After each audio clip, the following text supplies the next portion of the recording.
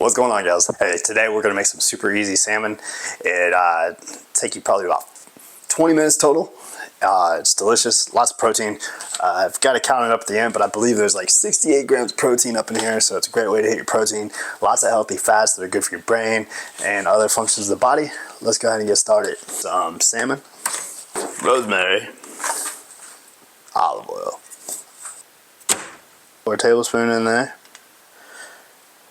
Pour that over top, and then before it all runs away, I like to spread it out.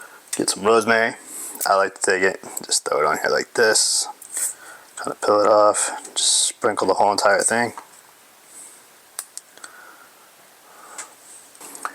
On the salmon, this coarse salt right here, this stuff's pretty good because the finished effect between the rosemary, the olive oil, and the coarse salt, you can't beat it.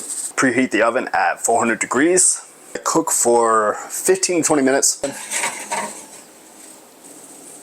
I'm looking for it to be flaky and fully cooked all the way through.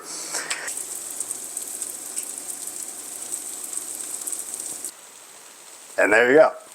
You got salmon.